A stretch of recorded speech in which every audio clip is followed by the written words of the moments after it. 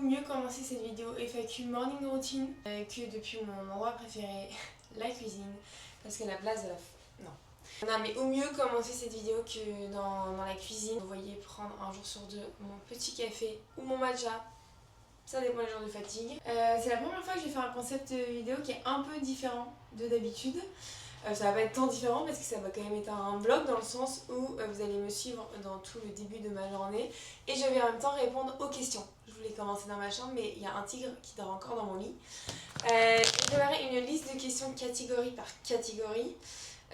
Et souvent, moi, quand je regarde les FAQ des gens, je trouve qu'elle répond à trop peu de questions, qu'il n'y a pas assez de croustillant. Donc, moi, j'ai vraiment fait combien de catégories il y a 1, 2, 3, 4, 5, 6. Et dedans, il y a là les questions. C'est presque une interview, mais une interview choisie par mes soins et où il n'y a personne qui va venir couper pour manipuler mes réponses. Ah bah tiens, il y a des médias qui font ça. Enfin bref, on va commencer par une question que je trouvais cool et qui pour moi est une des meilleures questions qui a été posée. Qui était Pimp avant Secret Story? Qui était Pimp avant Secret? En vrai, la réponse elle est assez basique parce que j'ai pas changé beaucoup. Ma vie et mon quotidien ont forcément un peu changé vu que j'habitais depuis 2 ans en Indonésie, mais Pimp n'a pas changé. Avant tout ça, j'étais freelance en market, je vivais depuis 2 ans à Bali, franchement. J'y vais ma meilleure vie, mais j'ai un gros problème dans ma vie, c'est que je m'ennuie tout le temps, je me lasse très très vite des choses, etc.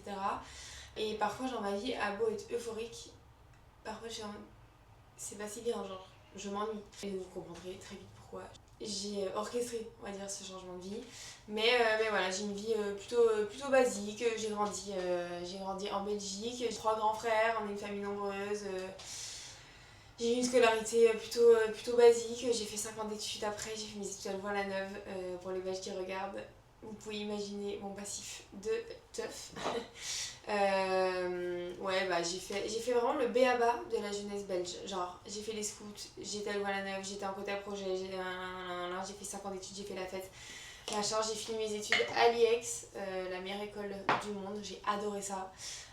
Et puis après, j'ai bossé 1 an à Paris, et puis après, je me suis mis en freelance, j'étais à Bali, et depuis, me voilà aujourd'hui. Je sais pas si c'est un très bon résumé. Pour toutes mes copines, ce qui est très important pour moi, c'est qu'elles me disent qu'elles me reconnaissent dans mes vidéos, elles me reconnaissent dans l'émission, elles me reconnaissent dans ce que je fais maintenant aujourd'hui. Pour elles, c'est logique. Vous voyez, il y a toujours une copine. Vous voyez comme je suis bavarde. Je sais pas si on va aller au bout des questions. Hein. Dans un groupe de copines, il y a toujours une copine qui dit putain, elle, je la verrais trop devenir connue, je la verrais trop faire une télé, je la verrais trop. Ah, voilà. Est-ce que, genre, mes copines, elles étaient choquées? Mais pas surprise. On va commencer fort avec un sujet fort, parce que c'est un sujet qui a quand même fort impacté ma vie. On va commencer par parler de mon accident. Je vais m'abreuver avant même le petit déj parce que commencer à autant bavarder après avoir ouvert l'œil, ça sèche. Alors, peux-tu nous raconter en détail ton accident, sauf si ça te trigger, ne réponds pas. Ça me trigger pas du tout. En vrai, cet accident, il a impacté ma vie, oui.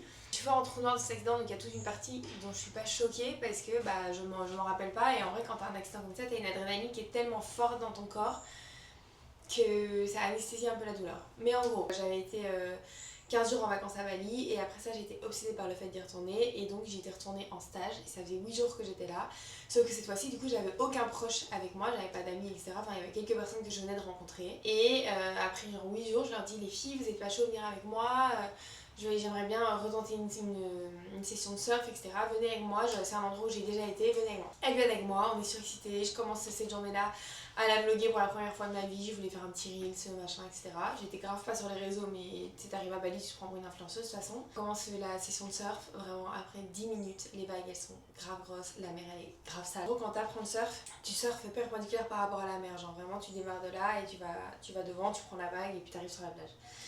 Et donc moi je retourne vers la mer pour pouvoir aller reprendre des vagues et en fait t'as ta planche à côté de toi et tu mets les ailerons derrière. Sauf que là il y a une première vague qui emporte ma planche. Elle se retourne, puis une deuxième vague, et là je me prends ma planche dans la tête, je m'évanouis instantanément.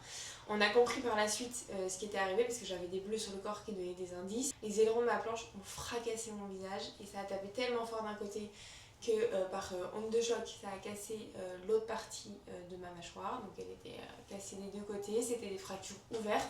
Donc je raconte pas la scène de crime parce que du coup il y avait beaucoup de sang. Moi je m'évanouis instantanément, le prof il me chope, pose à la plage. Mes copines elles sont là, elles ont elles-mêmes une adrénaline de fou, je sais pas comment elles arrivent à gérer, je sais pas comment elles arrivent à garder leur calme.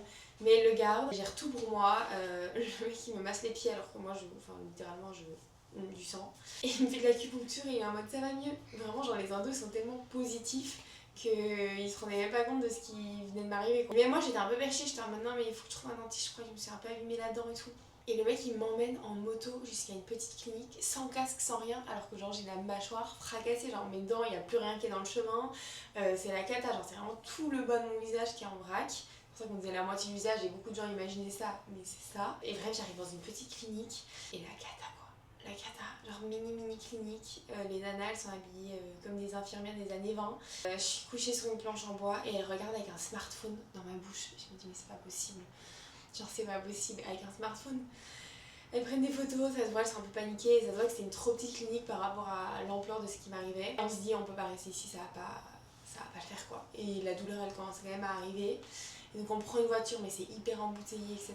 On prend une voiture, là j'ai pas de souvenir, on arrive à l'hôpital et c'est parti quoi. On a une radio, le médecin dit ah mais il y a pas une fracture, il y a une fracture des deux côtés, regardez c'est la cata, on doit opérer machin et tout. Bah, heureusement j'ai une bonne assurance parce que cet accident il a coûté 18 000 €. Donc il faut que mon assurance en Belgique paye les frais d'hospitalisation parce qu'en Indonésie, tant que ce n'est pas payé, tu n'es pas soigné et c'est totalement normal que c'est des hôpitaux privés, c'est pas financé comme chez nous. Donc du coup j'attends pendant 14 heures avant de me faire opérer. Je me fais opérer en maillot, j'ai mon téléphone jusqu'à la dernière minute, il y a des photos qui sont rocambolesques que j'envoie à ma mère, mais genre je suis tellement...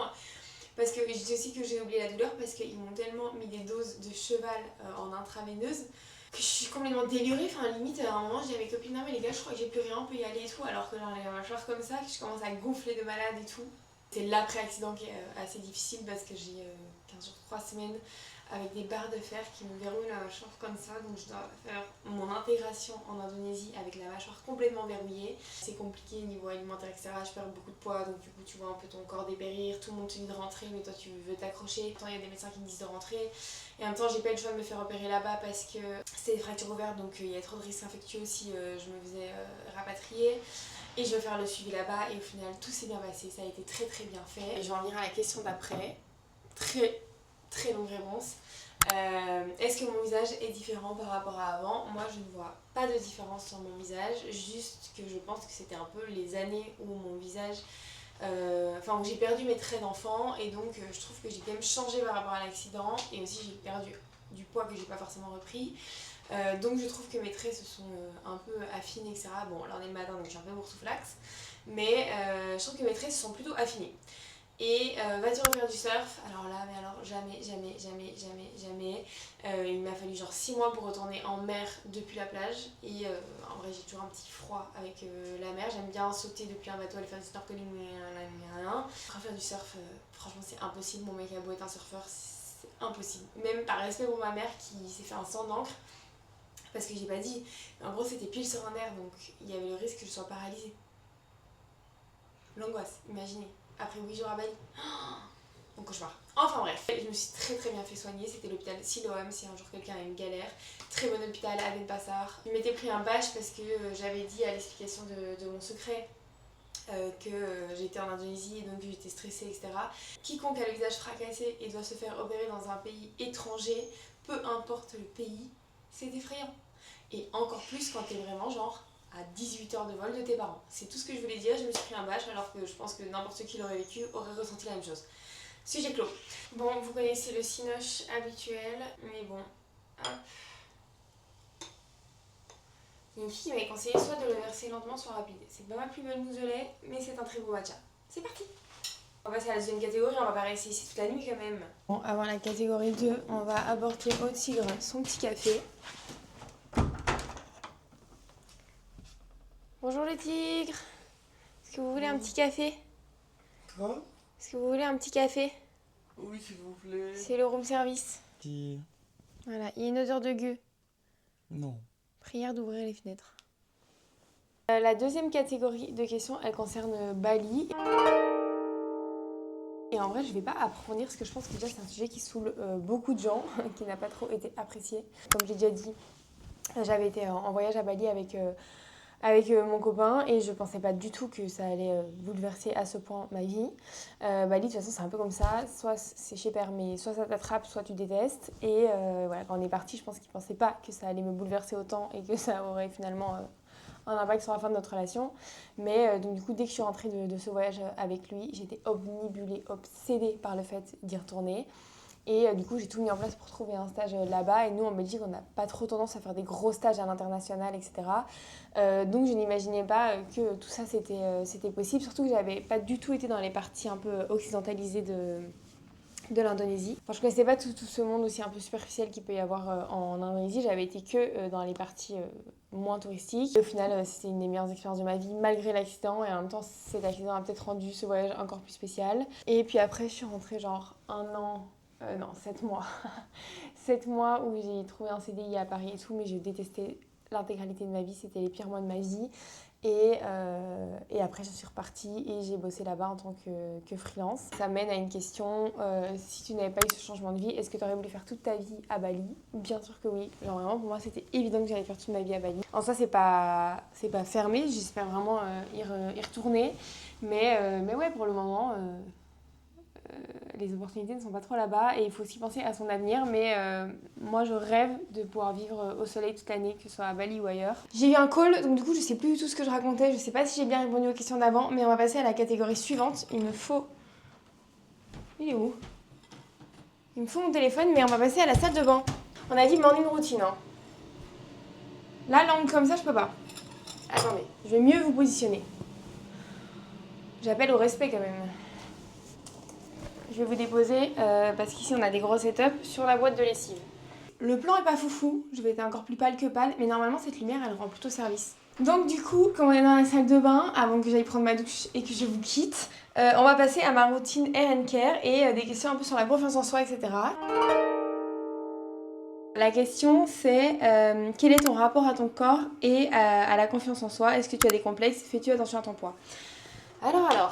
Quand j'étais plus jeune, j'avais pas mal de complexes. Je pense que c'est normal, c'est le moment de se construire. J'avais notamment pas mal de complexes par rapport au fait que j'avais une petite poitrine, etc. J'ai eu à certains moments des complexes sur le fait... Enfin, des complexes, c'était vraiment un grand mot, mais sur le fait d'être trop mince. Mais je me suis très vite rendu compte que c'était les gens qui me faisaient complexer à ce sujet. Pour vous dire, à l'époque, sur Facebook, il y a quelqu'un qui avait fait un faux compte avec une photo de lévrier parce que j'étais grave mince dans mes premières années en secondaire, enfin, au collège-lycée. Mais en fait c'est les gens qui te font complexer sur ça, c'était pas moi parce que moi j'ai toujours plutôt bien aimé mon corps, mis à part le fait que j'avais peu de poitrine. Et aujourd'hui ce qui m'a aidé à prendre confiance en moi, c'est le fait que j'ai compris qu'en fait il y a des choses que je ne pouvais pas changer et que quoi qu'il arrive ça ne servirait à rien de m'attarder, de me morfondre dessus parce que je ne pouvais pas les changer. Évidemment il y a des changements qui sont possibles via la chirurgie esthétique, mais moi l'idée c'était de m'accepter sans devoir passer par une case comme ça. J'ai envie de rester naturelle, c'est très très important pour moi. Bon, ça je pense que vous l'aurez remarqué vu que je mets mon nature peinture tous les matins. Le jour où j'ai compris qu'il y a plein de choses que je ne pouvais pas changer, par exemple mon nez aussi pendant très longtemps je ne l'aimais pas, je l'aime toujours pas à 100%, mais je peux plus dire que c'est un complexe dans le sens où ça ne me gâche pas la vie, mais avant c'est vrai que genre je trouvais qu'il était disproportionné par rapport au reste de mon visage, mais en fait je me suis dit je ne changerai jamais mon nez parce que c'est genre mon visage c'est vraiment la fusion de mes deux parents. Je trouverais pas ça chill d'aller changer mon nez, d'aller changer le visuel de ce qu'ils ont créé, l'œuvre d'art qu'ils ont créée. Non, je rigole. Donc voilà, je respecte tout à fait les gens qui font de la chirurgie, etc. Mais moi j'espère ne jamais avoir à passer par cette case, même si j'y ai pensé de nombreuses fois, notamment par rapport à ma poitrine. Mais aujourd'hui c'est un sujet qui est complètement dépassé et pour prendre confiance en moi, j'ai une méthode très très simple. Il y a des gens qui vont me dire non mais t'es complètement barge et ça ne marche pas ta technique. J'entends souvent des copines se dire à elles-mêmes qu'elles sont trop moches, qu'elles sont trop ci, qu'elles sont trop ça. À chaque fois qu'elles partent de chez elles, genre on va sortir en soirée, juste avant de partir, elles sont là. Je suis vraiment trop moche et tout. Comment tu veux te trouver belle si tous les jours tu te dis que t'es trop moche? Moi, tous les matins, dans le miroir, je ne partirai pas de la maison tant que je me trouve pas fraîche. Donc si je me trouve pas fraîche, je vais essayer de mettre des petits... Je vais jamais... Tous les jours, je ne vais pas me trouver 100% au top de ce que je suis. Mais genre si je vois que ça va pas, bah... Si je vois qu'avant de partir je me trouve moche, bah je vais essayer de changer de tenue, je vais essayer de faire un truc en plus. Je vais mettre un petit coup de maquillage alors qu'aujourd'hui j'avais pas prévu de me maquiller, je vais mettre des bijoux en plus. Je vais essayer de agrémenter mon physique pour essayer d'avoir un minimum confiance en moi en sortant de chez moi parce que la confiance en soi ça apporte beaucoup de choses, ça t'ouvre des opportunités parce que si t'as confiance en toi tu vas être plus capable d'aller ouvrir des portes, mais c'est un mood qu'il faut instaurer dans son cerveau. Genre moi je me persuade tous les jours que je suis belle, donc aujourd'hui je me trouve belle. Je dis pas que je suis belle pour toi, je dis pas que toi tu vas me trouver belle, je dis pas que tout un chacun va me trouver belle, mais moi je me trouve belle et c'est très important d'être genre amoureux de soi-même sans tomber dans la... Donc voilà, avant de partir, tous les jours, dans le miroir, tu te dis mais putain, je suis une bête de meuf, je suis vraiment jolie. Et au fur et à mesure, ça s'appelle la prophétie autoréalisatrice, bah petit à petit, à force de se dire que t'es belle, que t'es belle, que t'es belle, que t'es belle, tu vas mettre petit à petit des choses en place pour te trouver belle et tu seras beaucoup plus belle. C'est vraiment un truc très raccourci et très résumé, mais je vous jure, appliquez ça dans votre quotidien, vous finirez par prendre confiance en vous. Et surtout, n'oubliez pas qu'il y a plein de facteurs extérieurs qui font que tu ne peux pas changer. Là, ça fait vraiment la vieille tante qui donne des conseils de vie. Par exemple, pour revenir à une autre question, est-ce que tu fais attention à ton poids? Moi, j'ai toujours eu une morphologie qui est plutôt fine. Une fille qui n'est plus mon amie aujourd'hui, qui m'avait fait plusieurs fois des remarques sur mon poids, qui m'avait notamment dit prends 2 plats parce que t'as la peau sur les os, mange avant ton shoot pour pas avoir l'air trop maigre. C'est des trucs qui m'avaient profondément blessée et qui m'ont heurtée, et des phrases auxquelles je repense tous les jours, mais qui ne sont pas normales. On n'a pas le droit de dire ça à quelqu'un, tout comme on ne dirait pas ça à une personne qui est en surpoids. Genre, on n'a aucune remarque à faire sur le corps des uns et des autres. Et moi, je peux peut-être être vue trop mince pour quelqu'un et en même temps, je suis le body goal de quelqu'un. Moi, mon seul body goal, c'est de garder mon corps en bonne santé. Je suis pas quelqu'un de stressé au quotidien, mais j'ai souvent des gros pics de stress qui me fait brûler énormément. Je n'y peux rien en fait, je ne peux pas le contrôler, je perds très vite du poids. Dans l'émission, j'ai perdu 6 kilos en 5 semaines. Et à la sortie, je me trouvais vraiment horrible parce que j'étais très mince. Et ma plus grosse peur, c'était d'avoir plein de remarques sur ça à l'extérieur. Au final, j'ai vraiment reçu peut-être sur tous les messages 3 messages par rapport au fait que j'étais mince. Et voilà, je fais attention à rester en bonne santé et à rester dans une zone où mon corps va me plaire, de pas perdre trop de poids et de pas en prendre. Mais honnêtement, je mange ce que je veux, je fais pas très attention et je mange des mousses au chocolat tous les soirs. Au niveau de ma routine skincare et ma routine hair, la skincare, je la ferai peut-être à la sortie de la douche. Non, je vais vous montrer tout de suite. Je suis un peu dissipée, c'est ma première FAQ aussi. Je suis encore apprentie quoi, apprentie FAQ. Au niveau de ma routine skincare, donc comme vous le savez maintenant, j'ai eu beaucoup d'acné quand j'étais plus jeune. Aujourd'hui, grâce à un gros traitement dermato que j'ai pas envie de citer mais que vous connaissez, je n'ai plus d'acné, mais du coup je continue à prendre fort soin de ma peau. Donc je vais vous montrer un peu les produits que j'utilise au quotidien. Bon, j'ai encore été coupée en plein élan de génie, voilà, vraiment j'enchaîne les appels. Je disais donc ma skincare, de toute façon elle est concentrée autour de quelques marques. 3 marques principales, La Roche-Posay, Caudalie, et à côté j'utilise pas mal Summer Friday et La Neige. Et aussi en termes de make-up soins, je suis à 2000% sur Herborian depuis la nuit des temps. Bah du coup La Roche-Posay, j'en ai déjà beaucoup parlé sur TikTok, mais j'utilise tout ce qui est Cicaplast, tout ce qui concerne l'acné, je suis à fond sur La Roche-Posay. Et aussi pour le démaquillage. Après pour le démaquillage, j'avoue que j'alterne. Celui-là, je l'ai déjà vidé je sais pas combien de fois. Caudalie Vino Clean, j'aime beaucoup. Au niveau de Caudalie, je pense que celui-là il est hyper connu, mais la mousse nettoyante, j'utilise H24. Et des trucs style gelée nettoyante, j'utilise pas mal. Et alors le produit que j'utilise le plus chez Caudalie, c'est, elle est vide d'ailleurs, c'est le 800e pot que je termine. Mais j'utilise beaucoup la Vino Hydra, l'odeur exceptionnelle, la texture un peu en mode gelée, bien fraîche, bien agréable, de malade. J'en termine. Et en plus elle se mélange hyper bien avec mon auto-bronzant que je vous ai déjà montré dans la précédente vidéo. Aromazone, il coûte genre 4€ les gars, c'est une dinguerie et il dure hyper longtemps. Découvert récemment et que j'ai aussi terminé, c'est la gamme Jetlag de Summer Friday. Et ce sérum là, La Neige, la Waterbank La Neige, c'est exceptionnel, j'en ai déjà parlé sur Insta. C'est ouf, et j'ai aussi le format voyage, j'utilise de malade, et j'utilise aussi beaucoup les produits lèvres La Neige qui sont excellents. Pour tout ce qui est teint, je suis à 2000% avec Herborian, et je peux pas mentir parce qu'ils sont encore gaffés de l'émission. Celle-là que j'ai découvert récemment pour atténuer les rougeurs, j'aime beaucoup. Sinon j'utilisais beaucoup soit la Super Bébé, soit la CC Crème. Je suis soit beaucoup sur la CC Crème quand je veux vraiment que ce soit léger. Quand je veux un peu plus de couvrance, j'utilise ça. Mais pour une couvrance légère et vraiment juste venir atténuer les petites nuances qu'on peut avoir sur le visage, j'utilise beaucoup la CC Crème et la CC Dul. Je sais pas comment on prononce, mais c'est très bien. L'autre truc que j'ai découvert récemment, et ça ne peut pas rester un secret, c'est les sticks de la marque Bobbi Brown pour le fard à paupières. Moi je me maquille pas beaucoup et je me maquille pas beaucoup les yeux parce que je sais pas faire. Et ça les gars, c'est genre tellement facile à utiliser, genre c'est crémeux, c'est très facile à appliquer, parole de débutante, donc je conseille à 1000%. Et en ce qui concerne mes cheveux, j'ai reçu plein de messages sur mes cheveux. Quelle est ta routine cheveux? Mais en fait je ne fais rien dans mes cheveux. Je ne les sèche pas, je ne mets pas de chaleur dessus, je les lave tous les jours, très grossière erreur. Je fais pas de soins, je fais pas de masque, je pense que c'est juste le fait de ne jamais mettre de chaleur. Le seul produit que je pourrais conseiller c'est ça. La gamme Omega de chez Dyson qui est vraiment pas mal. Ici c'est un conditionneur spray pour donc à mettre sur cheveux secs. Et comme j'ai les cheveux longs, ils ont tendance à quand même à s'en mêler assez vite. Ça nourrit et démêle, c'est un soin revitalisant qui est vraiment très très cool. Mais sinon franchement je me vois pas forcément conseiller de produits pour les cheveux pour le moment tant que j'ai pas bien testé les gammes. Bon, je pars à la douche et je pense pas vous emmener avec moi, donc on se retrouve une fois les cheveux séchés quoi. Parce qu'il reste encore 3 catégories je crois. Il y a du lourd qui arrive. Et je pense que c'est les questions les plus croustilles, si je dis pas de bêtises. Et je dis pas ça pour le watch time. Hein. C'est vraiment ce que ces boucles d'oreilles me demandent tout le temps, genre en mode est-ce que c'est des Dior, est-ce que c'est des Messika. Je les ai achetées dans une petite boutique qui s'appelle Whoopsie Daisy à Royan. Alors on va passer au sujet enflammé de mes questions Secret Story. Par quelle question commencer genre est-ce que tu t'es inscrite parce que tu voulais devenir créatrice de contenu? Alors moi je me suis inscrite, du coup oui, on n'est pas venu me chercher, je me suis inscrite et j'ai envoyé un DM à un casteur j'avoue, que j'avais trouvé parce qu'il y avait une liste du nom des casteurs et j'en ai retrouvé un sur les réseaux, Joe Goldberg sur nous. Je suis inscrite parce que comme je le disais je m'ennuie tout le temps et je venais d'avoir un gros accident à la cuisse.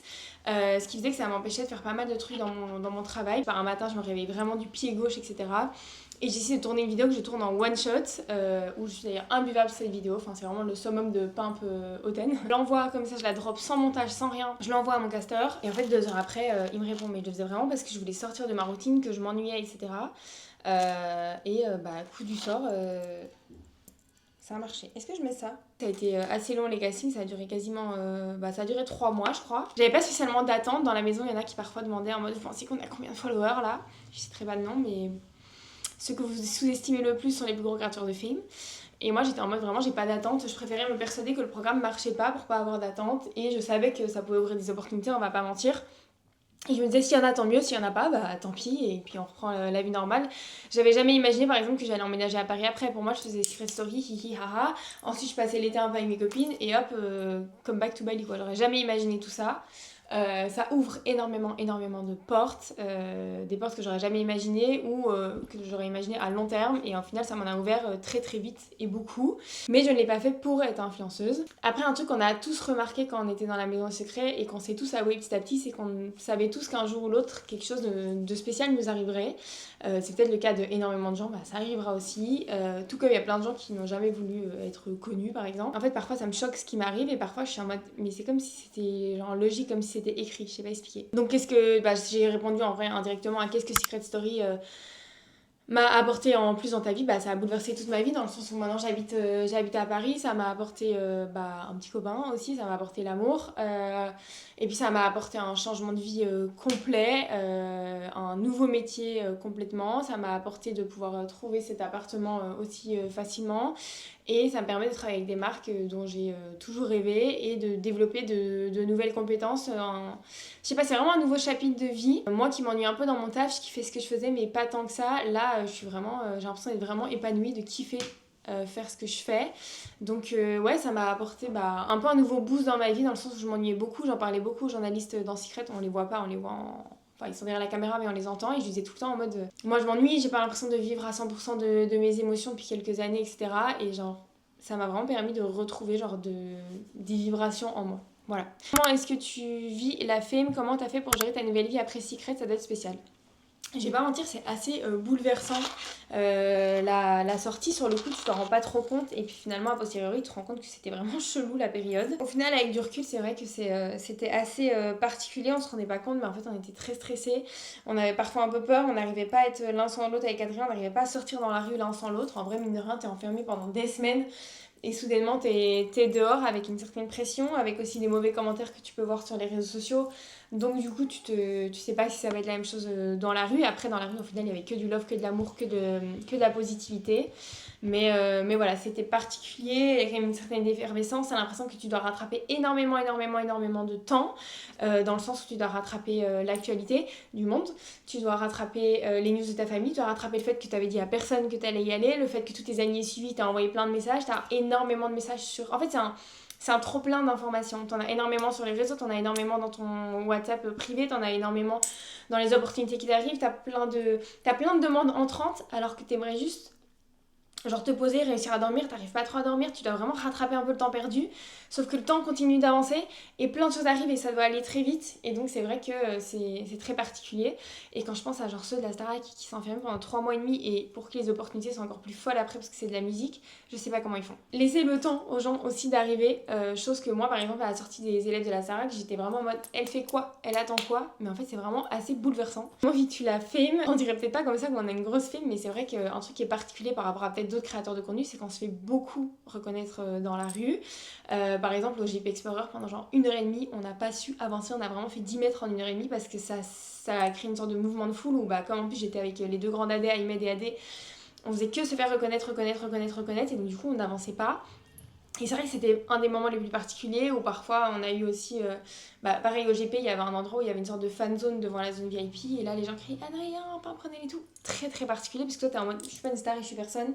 Et surtout que dans ma tête je suis toujours pimp. Enfin, peintre comme m'appellent mes amis. Donc, très très particulier et en même temps très cool et on s'y habitue très vite aussi dans la rue. Je me sens pas obligée d'être plus apprêtée ou plus stylée ou plus ci ou plus ça. Genre quand on me voit, si vous me voyez dans mon quartier, vraiment je suis la folle du coin. J'ai pas envie de m'habiller tous les jours. Et non, en vrai c'est cool, c'est marrant, c'est drôle. En fait, tu as l'impression d'être Anna Montana et de mettre ta casquette... de mettre ta casquette d'apprenti starlette quand tu vas dehors. Par exemple, au concert de Charlotte Cardin et Elena l'autre jour. À un moment, on était entre le front row et la scène. Et là, il y a des gens qui m'ont demandé des photos alors qu'il y avait des stars sur scène. Donc, t'es en mode, mais qu'est-ce qui m'arrive et pourquoi, tu vois. Donc, en vrai, c'est plutôt cool, c'est plutôt positif. Faut pas s'accrocher au fait que ça va trop durer parce que l'année prochaine, il y aura d'autres candidats et donc la film sera sur d'autres personnes. Mais c'est très sympa. Avec qui est-ce que je parle encore je parle Ahmed et Adi, de toute façon vous voyez bien. C'est vraiment mon bras gauche et mon bras droit, mon cœur gauche et mon cœur droit. Enfin vraiment ils sont très très importants pour moi. Ahmed qui est vraiment très très important, qui me soutient beaucoup, qui m'apporte beaucoup, qui me booste beaucoup, on échange tout le temps, on rigole tout le temps. Je trouve que même en vidéo, vous voyez bien, il me donne vraiment l'impulsivité d'être hyper moi-même. Toutes mes potes me le disent. J'ai encore des news de Noah avec d'autres, on s'échange où on va peut-être vite fait commenter les photos, mais en soi, comme dans la maison, c'est vraiment les gens avec qui j'ai senti une sincérité dans la connexion et dans l'amitié et dans les valeurs dans tout ce qu'on partage aujourd'hui et je pense vraiment que ça va durer longtemps. D'ailleurs le jour on avait croisé Darko et Julien et eux ça fait 9 ans que Secret Story c'est fini, pourtant ils sont toujours amis, je trouve ça ouf en vrai, c'est trop bien et je nous souhaite aussi que ça nous arrive parce qu'on est liés par une aventure qui est quand même très particulière. Voilà pour le chapitre Secret Story. Je voulais vous emmener avec moi dans ma journée et au final je savais pas trop où vous placer dans ma journée, genre en vrai vous étiez pas tant invités que ça dans mes activités du jour parce qu'on a été... On avait des trucs qui n'avaient rien à voir avec genre le taf, donc c'était un peu du perso, on a été manger avec des potes à nous et puis je devais renvoyer une copine pour lui prêter un truc, bref. Et après on a eu d'autres coups de fil professionnels, donc juste vous étiez pas invités, voilà, on peut pas être invités partout les gars, je suis désolée. Après je me suis dit je vais aller boire un petit café à Esthétique et les emmener avec moi, sauf que les cafés à Esthétique à Paris t'es assis sur un tabouret, un coin de table ou un bout de pierre, donc du coup je suis dans vraiment un café à la parisienne, mais on est en pleine rue, on est en pleine street. Voilà, mais c'est comme si on buvait un verre ensemble. Pour respecter les lois de l'influence responsable, j'ai pris un Orangina. Très belle appui. Personne ne pourra venir choper ma veste. Ah, on en était au point sur Adrien. Justement, je viens de lui dire au revoir. Ma toute première impression sur Adrien. Genre pendant tous les castings, j'avais pas spécialement parlé d'amour. Je faisais juste des petites blagues en mode bon, après, si on me ramenait un surfeur, pourquoi pas, etc. Je pense que mon casseur, il a pris vraiment au pied de la lettre. Il arrive dans la maison du coup en première et lui, il arrive en second. Je pense qu'ils ont fait exprès de nous mettre l'un après l'autre. Et on commence à discuter et vraiment, il me dit « J'ai 3 sœurs ». Je lui réponds « J'ai 3 frères ». Bon, en réalité, il a 4 sœurs, mais c'est son secret. Il me dit « J'ai 3 grandes sœurs ». Je lui dis « J'ai 3 grands frères ». « Ah, tu t'habitais à Bali ?» Moi, j'en reviens de Bali. Je me dis « Mais il se fout de ma gueule, genre ». Il a fallu genre 1 minute pour que je sache qu'il se passerait quelque chose. Et genre le premier soir, on s'endort l'un à côté de l'autre. Je sais pas si vous vous rappelez, il y avait genre 5 lits, donc c'était 2 lits les uns à côté des autres. Et je m'endors le soir et je le regarde, il dort déjà. Et je suis vraiment en mode, je suis trop dans la merde. Je suis trop dans la merde parce qu'en vrai, c'était pas mon plan de départ. Et je sais que je suis trop fragile face à un mec dans son genre. Avant, à l'époque, je sortais un peu avec la vibe BCBG, t-shirt bleu marine. Mais c'est plus du tout mon délire. Depuis que j'ai été ouvrir grand mes yeux en Indonésie, que j'ai grand bien ouvert sur les surfeurs, les Australiens, les têtes décolorées, les moustaches. La mentalité beaucoup plus chill, beaucoup moins je suis amoureux de mon taf et je suis obsédée par ma carrière. Tout ce que j'aime quoi. Genre, est-ce qu'on a le droit de vivre au lieu de travailler? Enfin bon, autant vous dire que ouais, dès le premier soir, je savais que Adrien et moi, c'était presque une affaire conclue quoi. Et je sais que notamment notre histoire, elle a pas trop pris. La prod nous ont dit on n'arrivait pas à vous monter parce que vous vous regardiez pendant 45 minutes sans vous parler. On voyait qu'il y avait un vrai truc et en vrai, notre couple il était grave lisse parce qu'il se passait rien de mauvais, il se passait que du bon. Bon, à un moment il a déboulonné, mais bon, c'est autre chose. Mais notre couple il faisait pas de vagues parce qu'il allait bien, il était sincère, il était pur, donc forcément, voilà. Là, ce qui compte pour moi, c'est que on est sortis ensemble et ça nous a beaucoup aidé. Et en vrai, grave une force d'être à deux dans tout le début de cette nouvelle vie. Et puis en dehors de ça, genre ça se passe grave bien. Alors évidemment, c'est beaucoup plus dur d'être dedans en couple parce que tu te sens hyper vulnérable, t'oses pas forcément assumer tes émotions, tes sentiments, t'as peur de te dire en fait je connais pas son secret, donc si ça se trouve il est en couple avec notre fille à la maison, il est ex avec notre fille à la maison et toi t'as pas envie de faire vivre ça à quelqu'un. Donc en ça c'est compliqué et c'est pour ça que ça a pris aussi du temps entre guillemets parce que ça a pas pris tant de temps que ça a pris genre une vingtaine de jours. Et on a vraiment appris à se regarder, à s'apprivoiser avant de se mettre ensemble en soi. Donc moi j'ai trouvé ça cool. Après genre je suis trop contente que ça perdure à l'extérieur. C'est un challenge en vrai de faire perdurer son couple dehors.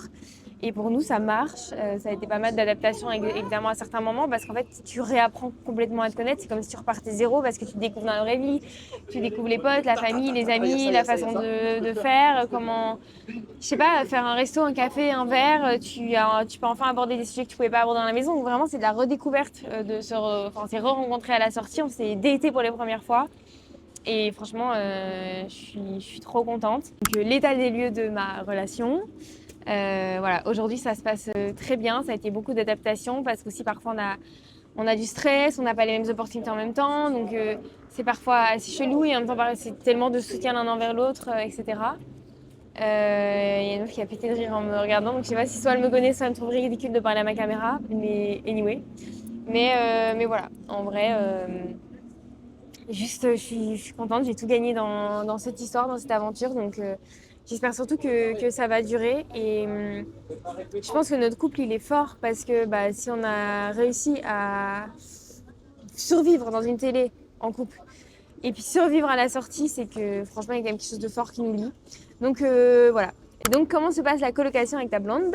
Du coup ça se passe bien, c'est marrant de dire colocation parce qu'on est plus que coloc pour le coup. Et on a emménagé ensemble assez vite, mais pareil ça s'est mis comme une évidence, on n'a pas passé un jour loin de l'autre. Depuis la sortie, 4-5 jours genre. Puis on était un peu en mode il faut qu'on soit à Paris, comment on fait? On a cherché à deux, ça s'est mis devant nous. Enfin, en fait il y a eu l'opportunité, on s'est dit go. Alors vraiment ça reste assez compliqué d'emménager avec quelqu'un, que ce soit un couple d'un mois, 2 mois, 3 mois, 6 mois, 2 ans, 3 ans, ça reste toujours de l'adaptation. Parce qu'habiter ensemble c'est des compromis, c'est de l'adaptation, c'est vraiment apprendre en long, en large à connaître l'autre. Et après j'ai envie de vous dire, on s'est rencontrés dans une maison. Donc bon, on s'est rencontrés, on était coloc. On n'était pas coloc dans la maison des secrets, hein. On était coloc dans la maison de cristal, donc Dieu sait que ça peut faire monter les tensions. Alors ensuite, la dernière catégorie, les réseaux, être connus. Attention. J'en ai noté 4. Quel est le réseau que tu préfères? Une petite question simple. Quel est le réseau que tu préfères? Du coup, à la sortie, j'ai vite pris le train, travaillé en communication, donc je travaillais de l'autre côté, donc j'avais quand même bien connaissance des réseaux, de comment ça fonctionnait et tout. J'étais pas du tout sur les réseaux avant, mais je postais comme ça. J'avais juste posté une fois une story time sur TikTok qui avait genre cartonné juste avant Secret. J'avais grave peur que ça me prenne ma place pour Secret, limite. Il m'avait dit calme-toi cousine. J'étais déjà dans les castings. Et bref, donc du coup, j'ai été très timide au début. J'ai eu du mal à oser reposter. J'ai fini par poster, prendre le pas, etc. Très très cool. Et à des moments, j'étais un peu en train de me poser la question en mode je sais pas trop si ça a du sens ce que je fais, je sais pas si je kiffe, j'ai du mal à me raconter, etc. Et puis finalement, je me suis lancée sur YouTube un beau matin. Je me suis dit, bon allez, je vais l'acheter cette caméra, je me lance sur YouTube. Et depuis que j'ai lancé YouTube, donc ça fait 5 semaines, ça fera 6 semaines au moment où je poste cette vidéo-là, ça a tout changé. Genre vraiment, je surkiffe. Je me sens, je sais pas, j'aime ce que je crée, j'aime ce que je propose. C'est vraiment pas parfait, j'aimerais bien faire mieux dans mon montage, dans tout. Mais franchement, J'adore, je trouve beaucoup plus de sens, je me sens beaucoup plus à l'aise. C'est vraiment la plateforme sur laquelle je suis à l'aise. Est-ce que j'arrive ou pas à vivre des réseaux? Oui, pour moi, ça a très vite pris. J'ai très vite réussi à vivre du réseau. Après, les factures des marques sous 60 jours, ça commence à faire. Non, je rigole. Mais non, je rigole pas. Mais non, franchement, moi, j'ai très vite réussi à vivre des réseaux et j'ai eu la chance de ne pas devoir prendre mon travail d'avant. Après, j'avais la sécurité de mon travail d'avant, c'était que j'étais freelance, donc je pouvais recontacter certains clients et recommencer à travailler pour eux. Mais ouais, j'ai la chance que les réseaux, ça ait pris de pouvoir en vivre donc, et mieux que ce que je vivais avant. Donc je me porte pas l'œil et j'espère que ça va continuer comme ça, voire évoluer. Enfin, je me souhaite clairement que ça évolue encore. Mais ouais, c'est une chance inouïe et très très privilégiée de pouvoir vivre de ça. Mais attention, ça reste du travail. On se fout souvent de la gueule des to-do list des influenceurs, mais ça reste du taf. Taf qui, enfin, en fait, on travaille avec sa propre image tous les jours. Donc il faut vraiment apprendre à se piffer. Hein. Je parlais de la confiance en moi tout à l'heure, mais Dieu merci que j'en ai. Hein. Est-ce que tu trouves beaucoup de points négatifs à être connu? Bon, déjà, je suis pas connue, je suis pas une rockstar, je suis pas Dua Lipa. Est-ce que je trouve des points négatifs? Honnêtement, aucun point négatif. Oui, bah si, le truc négatif, c'est que bah, parfois, il y a les mauvais commentaires, des trucs comme ça, mais moi, sur mes plateformes à moi, j'en ai plus jamais du tout. Et les mauvais commentaires, en fait, je m'en fous parce que c'est pas mon public, c'est pas des gens qui me ressemblent, c'est des choses que moi, je ne ferai jamais. Donc, bah si, parfois, c'est chiant et parfois, ça peut m'atteindre et parfois, un mauvais commentaire peut venir balayer les 100 positifs que j'ai reçus avant, mais de manière générale, non, aucun point négatif. Hein. Et puis franchement, les mauvais commentaires, si vous avez toute cette haine à déposer sur les réseaux sociaux, bah, je vous invite à faire une thérapie et apprendre à vous aimer. J'ai donné des tips tout à l'heure pour apprendre à s'aimer. Je vois aucun point négatif dans le sens où je suis pas Dua Lipa, donc je peux toujours sortir de chez moi. Puis c'est drôle, c'est cocasse, c'est que de l'amour. Quand on se croise dans la rue, c'est genre oufissime, trop mignon. On a plein d'interactions qui sont genre tellement mimes. Sur les réseaux, il y a plein d'interactions qui sont tellement mimes. En fait, c'est de rire, rigoler, chanter, avoir des... chanter, non peut-être pas, mais ça me permet d'avoir des opportunités de ouf, d'être invitée dans un endroit de malade. Ça me permet de vivre dans un truc que j'aime. Ça me permet d'être épanouie, ça me permet d'être libre. Ça me permet de recevoir énormément d'amour. Enfin, je ne vois pas ce que je pourrais citer de négatif. Vraiment, que du kiff. Je vais pas mentir, que du kiff. Je vais pas faire genre, ça a quand même des difficultés d'être connu, mais aucune difficulté. Quels sont tes prochains projets et ta collab de rêve? Moi, je vais pas me porter l'œil. Les prochains projets, je vais y aller soft, c'est de continuer dans la création de contenu, continuer là-dedans. J'espère que ça va continuer. Mon projet ultime, c'est vraiment de réussir à faire ne jamais lâcher YouTube parce qu'il y en a beaucoup qui partent, qui reviennent et je suis sûre que c'est un des trucs qui fait qu'il y a des failles dans leur carrière YouTube, en tout cas dans le side YouTube de leur carrière. Moi, je veux ne pas lâcher YouTube, vraiment, je vais être déterminée sur YouTube jusqu'à ce que ça marche, jusqu'à ce que ça cartonne. Enfin, en tout cas, je me le souhaite. Et ma collab de rêve, je ne saurais pas trop dire en vrai. Mais ma collab de rêve, c'est un affichage de rue ou de métro, envers et contre tout. Je sais pas si vous avez vu Bref 2, mais ça vient de là, cette obsession. Enfin, passer de YouTube au mur, c'est un truc de ouf, donc voilà, c'est ce que je me souhaite. Bon, on est au bout de cette FAQ. Franchement, si vous avez d'autres questions en commentaire, moi j'y répondrai. Puis en vrai, lâchez les commentaires pour l'algo, ça rince. Tout le monde me dit toujours que mes fins de vidéo sont un peu brutes, donc je vais vous inviter à, comment on dit déjà, à activer la cloche, s'abonner, mettre des petits likes. Les likes sont très très importants pour l'algorithme. Et puis, si vous voulez aussi que je lâche pas et que je continue à garder ma motivation, il faut forcément que les statistiques elles suivent un peu. Donc je compte sur vous pour m'accompagner dans tout ça. Si vous kiffez, si vous kiffez pas, en vrai, ciao. Peut-être vous kiffez pas celle-ci, mais vous kifferez une autre, donc vous n'hésitez pas à revenir aussi. Si vous kiffez, à la prochaine, à dimanche prochain, 21h, même endroit. Et la vidéo de la semaine prochaine. Si vous avez kiffé celle de la semaine passée, si vous avez rigolé la semaine passée, je dis ça, je dis rien, mais l'invité de la semaine prochaine, il est colossal. Bisous!